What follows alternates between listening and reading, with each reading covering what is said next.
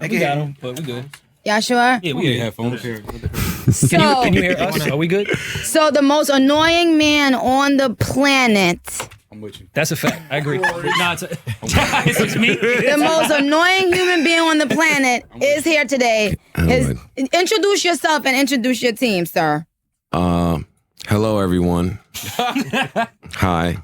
My name is Joe Budden. I'm here with some near and dear friends of mine. Rory is here, and Maul is here, and Parks is here. Yeah.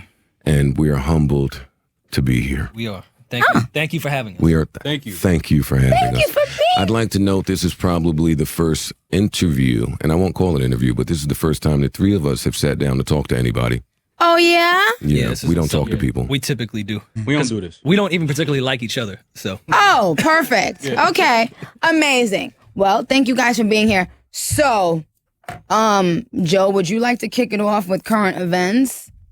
You know, what's on your mind? Listen, what's on my mind?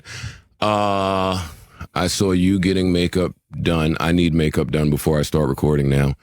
You got a round of applause when you started recording. I need these two to clap when I enter a room. That won't happen. This studio is beautiful. I need a beautiful studio with pink lights. And I need about 75 people on laptops. There's a squad outside. back there. It looks like niggas could pull up a Carfax quick. Yeah. I don't really have a squad. Savon is not that efficient.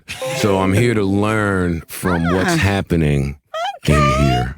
Okay. That's what I'm here. That's what I am here to do. We've never had a Nicki balloon. wasn't expecting that type of energy. Look, she's smiling. What energy fam? Y'all keep talking about some energy. Like, What Joe is here to make peace with the Barbz, who may not understand mine and Nicki's relationship. The thing about the Barbz is that you never know with the Barbz. Like, no, you control them and you use them for evil or good. And it's cool. Listen, we have a tumultuous relationship. Sometimes they fuck with me, sometimes they don't. But I'm chill with I'm not in love. Love is in me, Nick. Oh, God. He's retired. Oh, okay. That was when I was active. Don't do that. Yo, he really just said, I use the Barbz for evil. Evil or good. They're a persistent bunch. Well, the fact of the matter is... Didn't you just put them on timeout recently? I read something like that, right? So you also have a tumultuous relationship with your hive. No, I don't have a tumultuous relationship with them. I just like to let them know sometimes when they doing the most. But to be honest, 99.9% of the time, the Barbz are right. Did you drop a... Don't do that again. Don't do that again. Don't drop no fucking bomb behind some shit again. So, now... How are you doing? I'm doing great. I'm doing really good. So when we spoke, one of the things we wanted to clear up, the Barbz really hate Joe Budden. I love reading these tweets. Joe Budden's... The therapist says that no matter the hate, it's always my job to lead with compassion. That's what the therapist tells me. So... Okay. Well, listen to this. Okay. Let that one marinate for a second. Well. First of all, one of the things we're going to address with Joe Budden is the amount of times that he has called me a liar about stuff that I wasn't lying about. Drop the bomb. And I said, the other day when I spoke to you, I said, I'm a lot of things. But liar is not one of them. Hit the bomb on these. For the most part, I love to tell exactly what happened. And that's actually why a lot of times I don't speak on things. Okay. Because I don't like speaking on things if I can't speak on things thoroughly. You dick eating. Got you. By saying, So... my thing is, one of the things you recently said was... Give it to me. Was that you said on your show, you guys said that, oh, I know Nicki, she's a businesswoman. She didn't do that live if she didn't already have that record done. Okay. The Hot Girl Summer record done, Yeah, right? We definitely said that. And I said, Well, I clearly said, you guys, I didn't have a clue about it. I was on live discussing the Megatron. What's also interesting, Booth, is today I have to pick the Megatron winners. Yes, you do. Chill. Please make sure I don't forget, Booth. Yeah.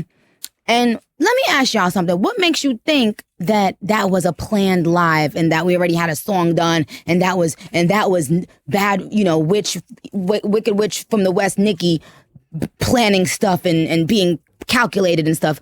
I really want to know. Tell me. I don't think we said it in a negative way. I think we were saying it was good marketing. Yeah, no, I don't think you guys I thought it was a great rollout for a record. I don't think you guys said it in a negative way. But I always am interested. Can we take this? Yeah, thank you. But I'm always interested to just know, especially with articulate people who, articulate people anyway, what makes you think that the record had to have been in the can if I went on live with her? No, I think I probably was the one that said I thought the record was done right after that. I said by the time we recorded, I was like, the record is done. Because that was probably like 2 or 3 days after when we recorded that y'all went on live. I said, the record is done by now, for sure.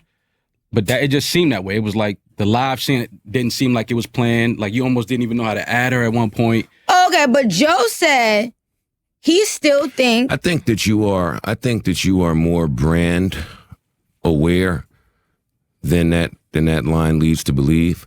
I think you've carried yourself to be more conscious of not only your stardom, but your impact on other people's careers, especially new artists. So to see that and for it to come off as organic as y'all would have us believe, because then y'all went into telling us exactly how organic it was. And that is music industry 101 for me. So when I look at new artist Meg running around on promo with Kev, with Megastar U, with random Insta Live, of course you could understand how that looks. How does that look? It looks like y'all might have a record in the can already. Okay, so let me go ahead and say it once again. I went on live to discuss the Megatron winners. Mm-hmm. While I was on my live, I started seeing a bunch of people telling me to go on live with this woman. Mm-hmm. Okay. And I'm like, what is, am I missing something here? Mm-hmm. And then Megan came on my live and started saying, oh my God, you don't know how to do it? Because I was like, I don't know. I don't see anything popping up. How do I do it? And then finally they explained it to me. And then I got on live with her. And then she said many things. I said many things. And then at one point in live, I said, okay, what's next on the agenda? What needs to be discussed? And she spoke about her song. I said, who's on the song? She said, Ty Dolla $ign. I said, okay. And she was like, yeah, and that's because, somebody was too busy. And she pointed at me. And I was like, what are you talking about? And she was like basically hinting at the fact that she wanted me to get on this song and that she had maybe hit up Booth and stuff like that. And I was like, that's not the case. I didn't hear about that. I don't know about that. And anyway, so then when we got off live, I spoke to Juicy J and the other person who wrote, I think, the hook with Ty Dolla $ign, Derek. Mm-hmm. And I said, you know what? Let me hear the song. And this was very late because it was LA time even for me, and it was already late by my time. So it had to be, by the time we got off live, it had to be like 2:00 in the morning. Mm-hmm. But when I heard the song, I loved the song, and I just wrote the song right then and there. Right then and there. The boy Derek was there. Juicy J was, back and forth with us on the phone. And then I was about to record it, and I said, you know what? Give me like 4 or 5 hours for my voice to stop sounding like a man. Mm-hmm. And then I just, recorded it. So that's exactly what happened. Mm-hmm.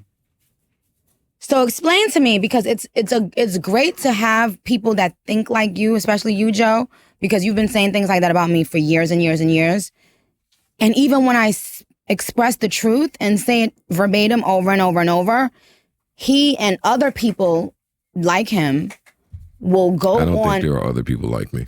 He and a couple other people will still go on their platform and say, Nicki's lying. I don't think that's fair. And it always gives the illusion that Nicki Minaj is so powerful that she must be lying. She secretly has a big castle and where she has a thing where she controls the world and if like it's crazy because sometimes I wish that I were that person that they thought I was. Well, you don't have a big castle. Good point, Parks. It's a good point, Parks. I mean, but let's say we take your word as the truth, right? Okay. Okay. That video got turned around quickly. Explain it. Explain it. Even after I said what I said, he is still interrogating me. You and asked still, me to. Wait, and no, but I think this is a real great conversation to do a case study on. Even after I've said over and over what really happened, he's still insinuating that there's no way because now there's a new reason. Nicki Minaj is inserting words in my mouth. Prior to speaking to you, I went on my platform and said what I believe. Then I spoke to you and you said what happened. Then I come here and you say to explain why I think that. So that's what I did. I don't see how you could think somebody couldn't think that. I'm taking your word for it. People don't have the luxury of being able to reach out to you or speak to you and get it directly from the horse's mouth. No. But what makes everyone else be able to give their side of the story and people are so ready to believe them because maybe they have more of in your opinion, maybe they have a low IQ, so it's easier for you to believe them. But what makes y'all, when y'all think a woman is intelligent or powerful, think that, no, this is calculated. She's not, she's trying to fool us. She's trying to trick us. Oh, no, wait. Wait, time out. Let me just say before you continue. You are personalizing that. I think that the music industry is calculated. Yeah, I think rollouts are smoke and mirrors. I think that the music industry makes its way on, like Rory just said, smoke and mirrors. Great that you've worked yourself to a position where that doesn't apply to you, but that is how the music industry runs. But you do apply that to me often. What is the reason that me would have to say, I went and made up this story. There was this song already done. I wanted to promote it. So I pretended I didn't know how to go on live and we already had the song done. And the video happened a week later. But that was such a quick turnaround that it actually must be that the song was done for a few weeks and we decided a new way how to roll out a song, which is pretend you don't know how to be on live, then go on live, and then have the other person say, hey, get on my live. And then y'all both get on live and say, hey, friend. And hey, I would just like to interject and say that we are in an age where all the artists try to do is come up with new ways to roll things out. You saying that like it's crazy, and that's what we look at every day. But the reason why my fans don't like you and haven't liked you for years Which isn't fair. You do not, wait, hold on. You do not accuse everyone of that. So when you say everyone does this, you do not accuse every artist of making random shit up to put out a song or lying. And even when they explain themselves, still go on a platform and say, no, she's lying. They're lying. Now let me interject. If not said, it's certainly alluded to. I don't switch up. Just not too long ago, I said that Kevin Lowndes is running around with Meg the Stallion. I said, if what that got to do with me lying about something that I just explained 3 times? No, I'm talking about the music industry and how it's run. You keep personalizing it, saying I said something about you, and I'm just talking about my beliefs about the music industry. And that applies to not just you, but I've said that about pretty much all the people we've spoken about on my platform. I don't change the rules. I don't move the goalposts. That don't happen with me. That's why it's me. Well, I love the record. It's a hit. It's out of here. Thank you. But we all came on here and said positive I think we all complimented it, and to the point, I don't think we used the word liar. I think we were complimenting the rollout and how effective it was. She's saying that. I said that to her. I don't think y'all understand. I'm not saying that y'all said anything in a negative way. Mm-hmm. I'm saying that it's a great case study. Gotcha. Okay. Because it happens often. Yeah, I get what you're saying. When I say something, but you got to understand why. You're Nicki Minaj, and when you're at the top, people, and you don't give people a lot. Like, you don't sit down with a lot of people like that. So people like to formulate their own opinions, hoping that you respond because they want your attention. That happens a lot. Like, especially, and that just comes with being somebody that's in a position of power. But is like, it just specific to Nicki the way that she says is what A I'm lot saying? of times it is. it's specific to the top. But so you went on your show and did a whole thing that you pulled out your ass about how the song Motorsport came about, even though I said several times how it came about.